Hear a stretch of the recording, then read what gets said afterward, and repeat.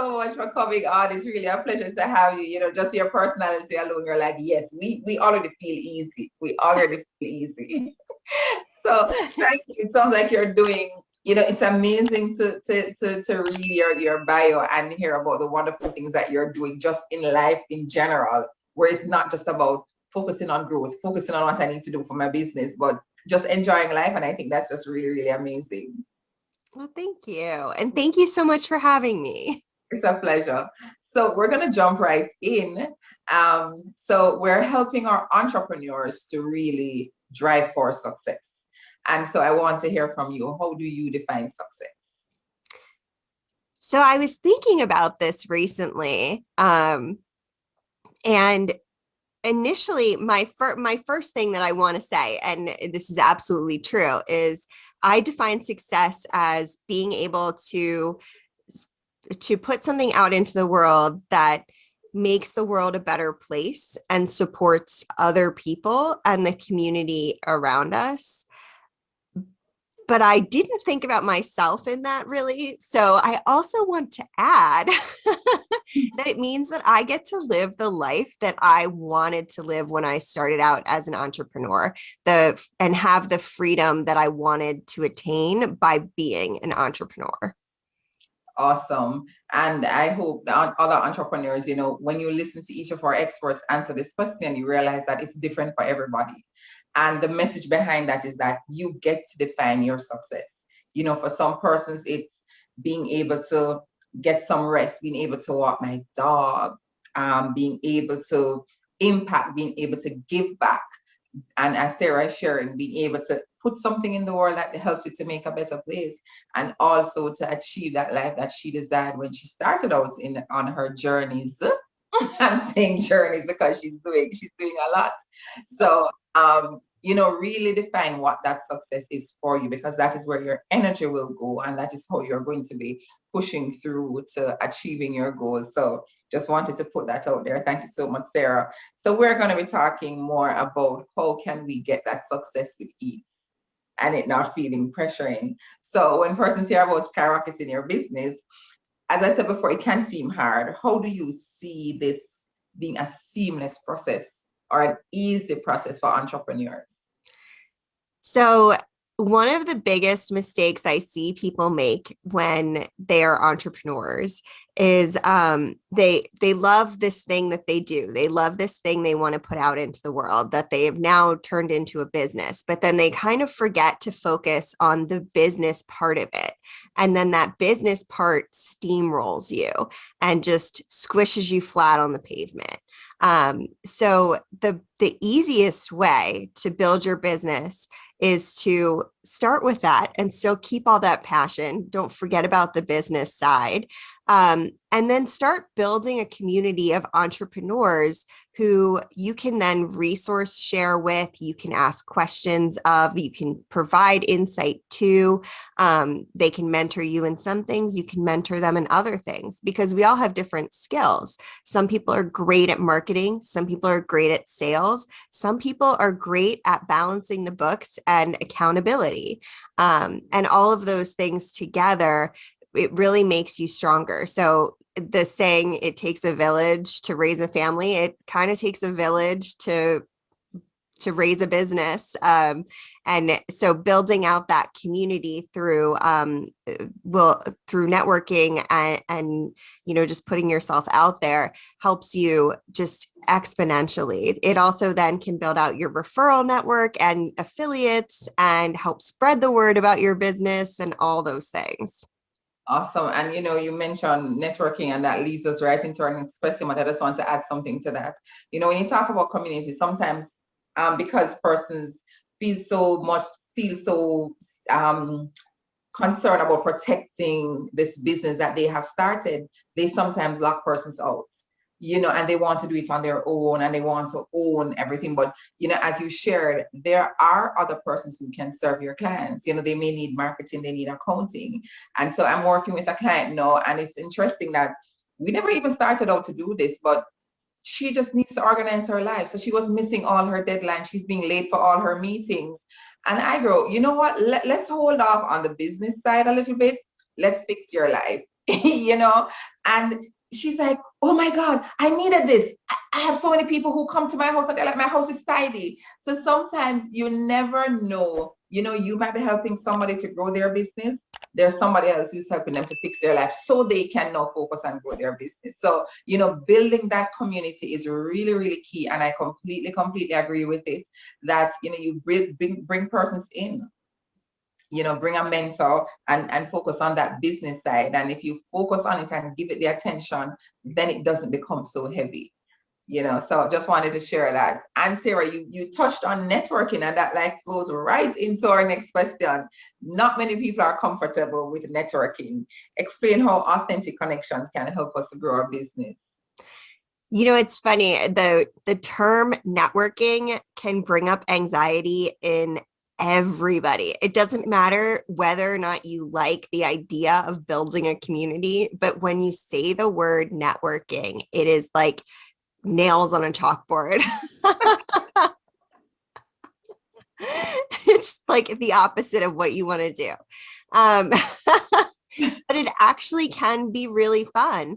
And really, really rewarding. So, in terms of building networking, and I'm going to touch on both in-person and virtual Sure. networking in this, because we right now are not totally sure what networking will look like in the future. And honestly, it's probably going to be a hybrid of everything, which is kind of cool in a way, because then you get to connect internationally like this. Yes, like no.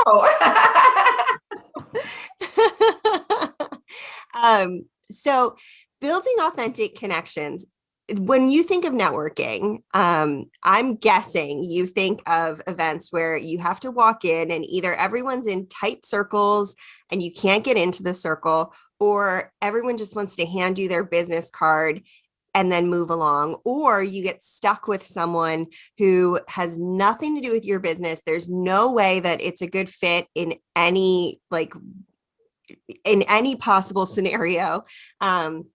And then you're stuck talking to that person and you try to like go to the bathroom and then they're waiting for you outside the bathroom. And so you end up like with a clinger that is just not, you can't shake.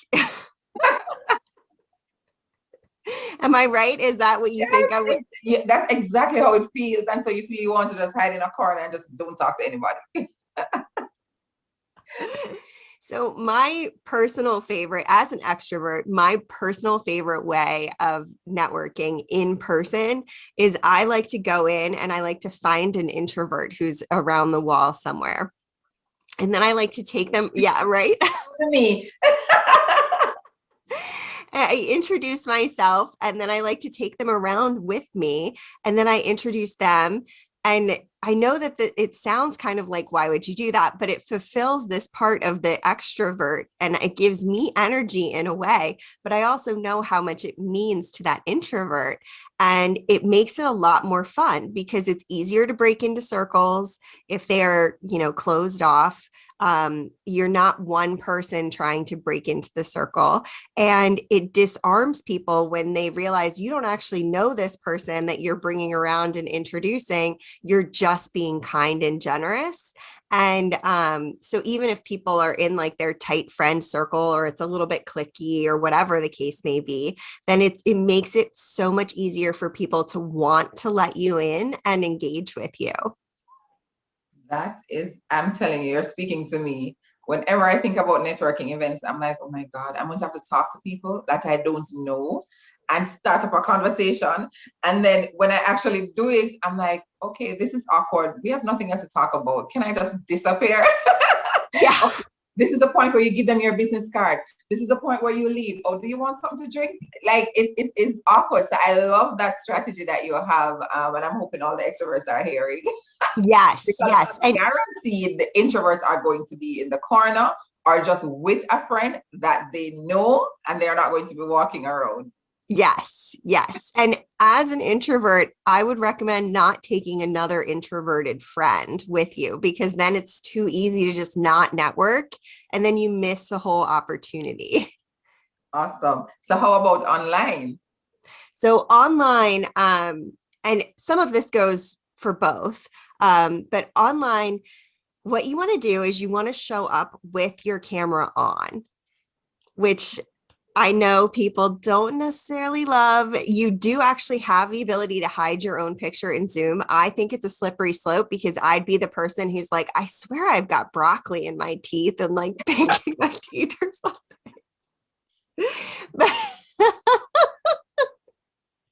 Or just moving a lot and being distracting because I'm a very animated person. So to me, that's a slippery slope. If you find that you can't look at yourself, it makes you too uncomfortable, you do have the ability to hide your own video in Zoom. Super easy. Google. I recommend looking it up if you want. Now, the other thing is,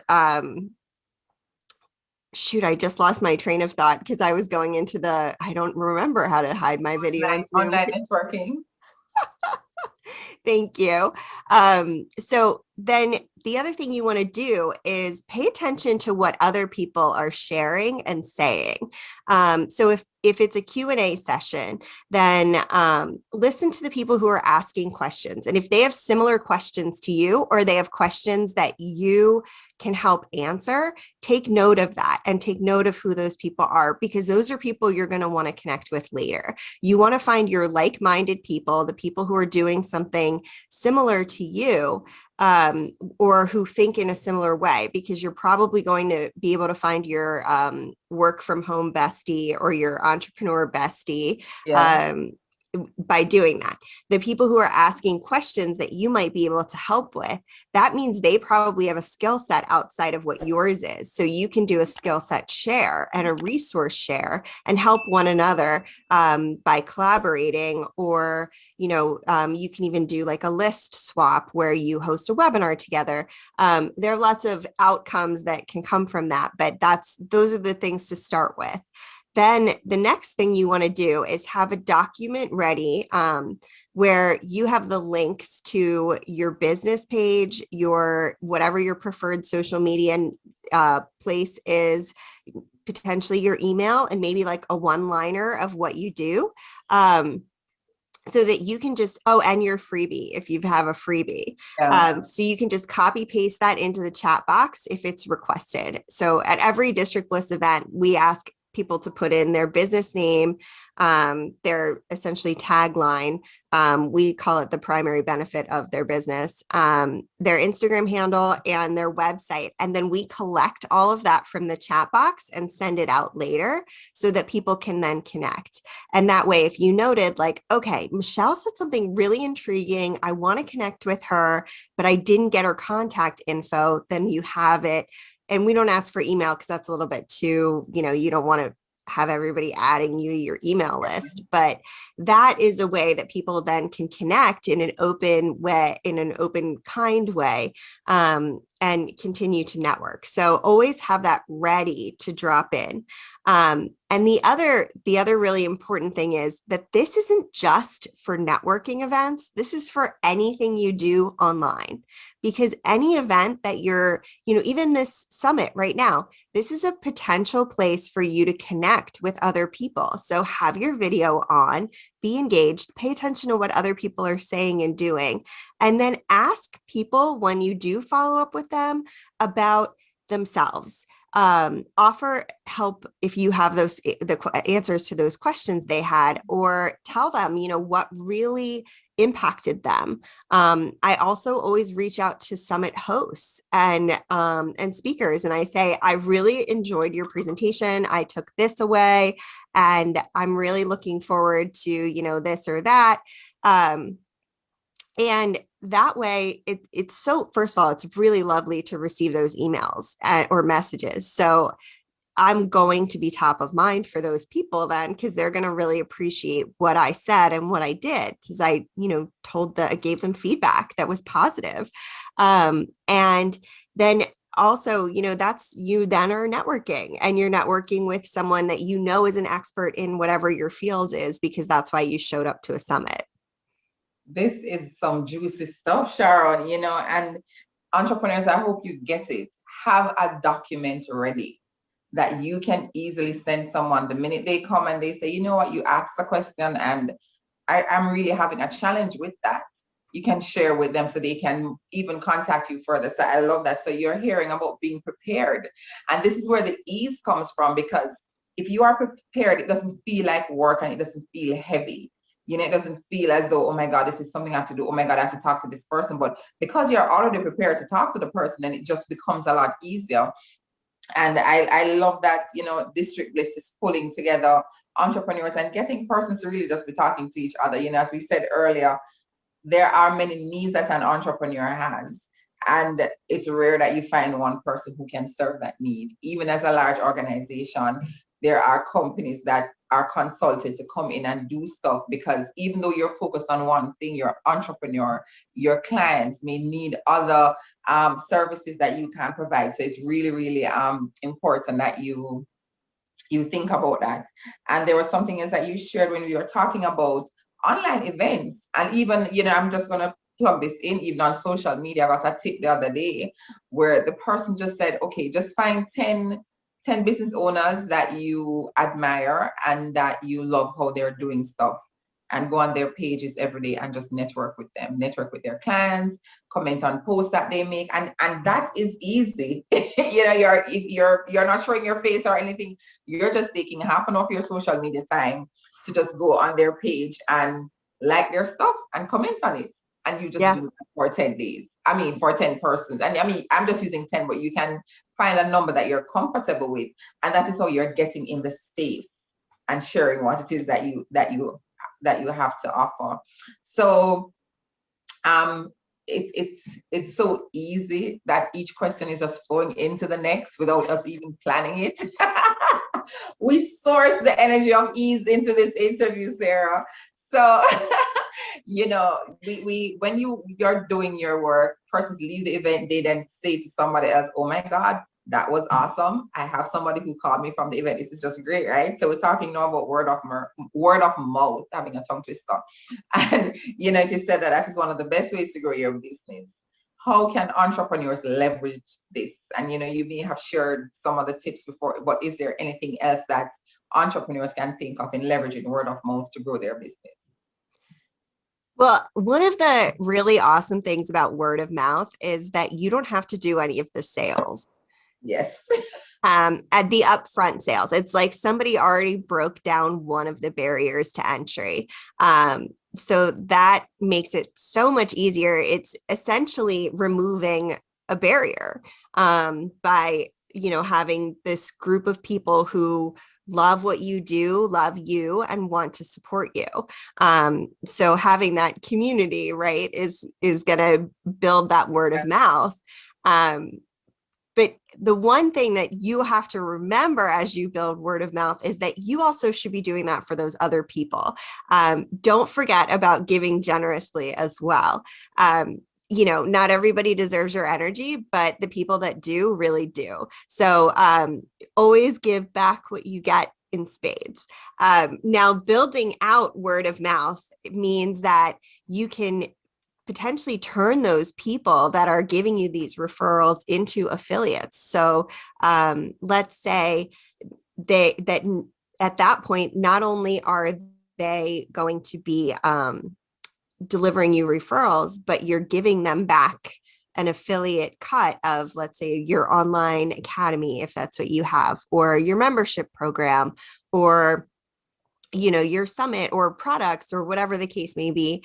Having affiliates is another great way to motivate people to, and to give back. So people love to get those affiliate payouts. I'm sure we're all affiliates of something. Yes. Without some things we don't even know we're not getting paid for, right? But at some time you are. So it's good to organize it. And I know because we have entrepreneurs joining from many different places.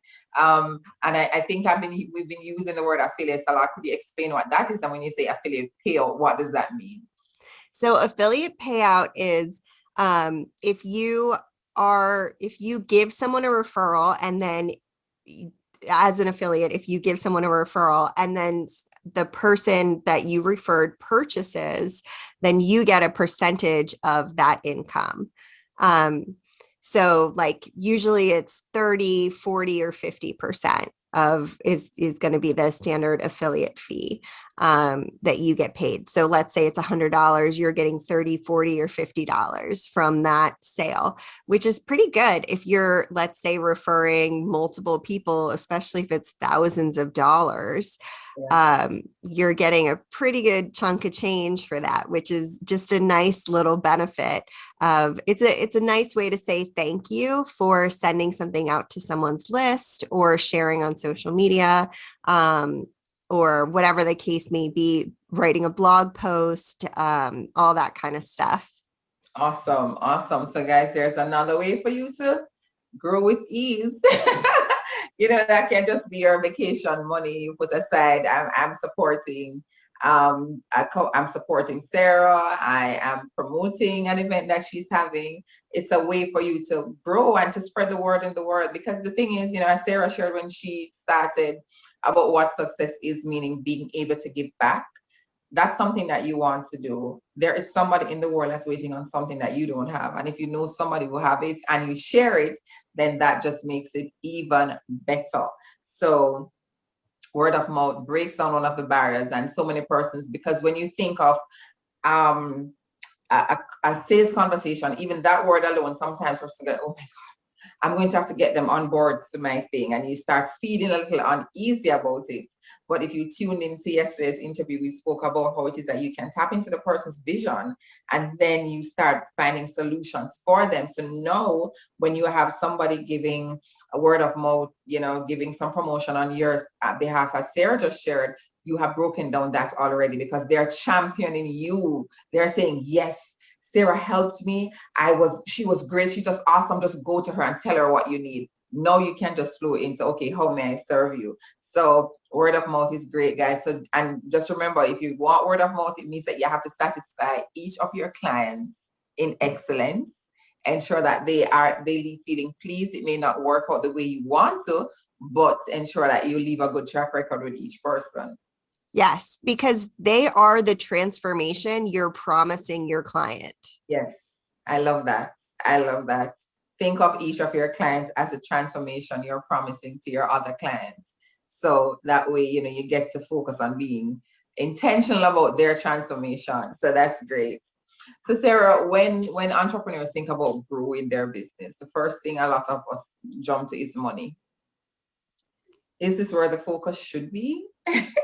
Or should it be on something else? So that's an interesting question. My business coach says money is the currency of adulthood. Like for my dog, for example, the currency of doing a good job is giving him treats and pets and attaboys.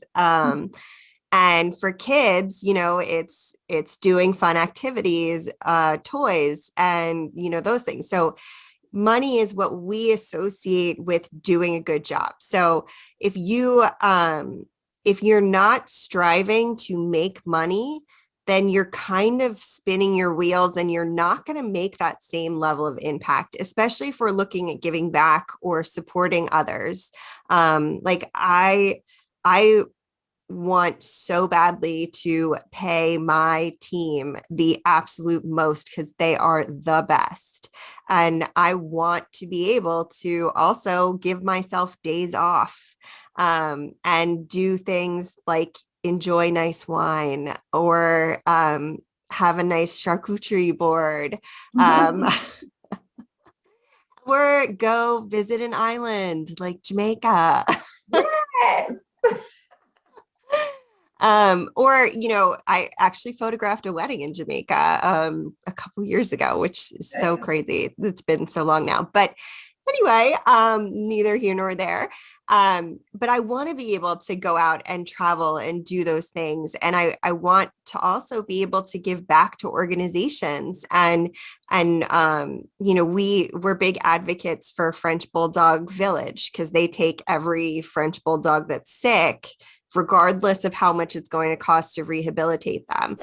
Whereas a lot of rescue organizations only take the ones that they think can be rehabilitated for animals. So I like to host events periodically that are animal themed and then give back to French Bulldog Village. And then I also like to, give to female entrepreneur and education systems. And so if you're not focused on making money, then you're kind of playing at having a business. That's not to say that, money, money is important. Yes. Money is not the paramount issue, but money is the way that I am able to deliver the impact that I want to have in the world. So it's not the material focus of money that is Yeah. important to me. So, and I think that is what often trips up entrepreneurs, because you're service driven, or you're heart driven, or purpose driven. And you don't want to be like money, seem like you're a money grabber. But as long as you're providing the transformation that you're promising, then you should be paid accordingly for what you're doing. Otherwise, you're only hurting the people around you. You're only hurting the organizations that you want to support.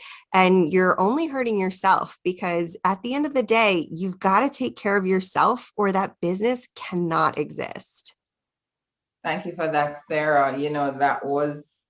You gave some really good tips there, because I think whenever we talk about money, we get a little uncomfortable, and if you're not able to fulfill the desire for which you started your business in the first place, then, what are you doing? And it's just a currency that you're exchanging. Another person explained it as time. I may be adding stuff in, but money is just the currency used in exchange for time, energy, talent, and effort. So therefore, if you want to show up as your best self, that's going to cost you something. As Sarah shared, if she wants to give back to these organizations, it's cost to give back. And, it's interesting you mentioned French Bulldog, because my son, all of a sudden, he's like, if he's to get a dog, it's a French Bulldog. I have to Google these dogs. You have one? Oh my. So after the interview, I want to call my son in so he can see him. This is Clouseau. Oh, I'm going to call my son in so he can see him. But so, it's a currency that's going to cost you something. So we source this, Sarah. I'm going to call my son so he can meet Clouseau. All right. So as we move on to our final question, I'm asking all my entrepreneurs this question. As an entrepreneur, and maybe we would have touched it, but just to summarize, what is the most important question that one should ask themselves?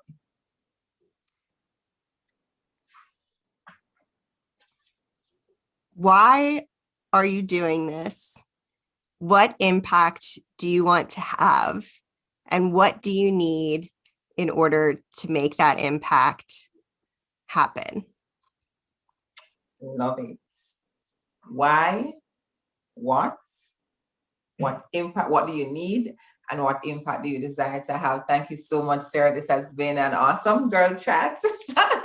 And just before we go, we're just going to ask Sarah to talk to us a little bit about what she does and what she's offering you today. And all the links to access Sarah is going to be right below this video. So go ahead and click and check her out and follow her on all her social media pages.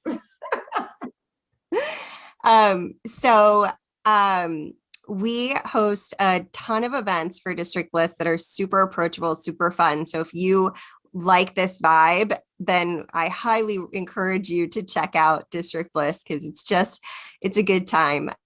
And if you really want to laugh, then you can check out my Laughing with Gingers podcast. And I actually have a freebie that is going to help you get over the idea of networking as being work, and make it feel easy breezy.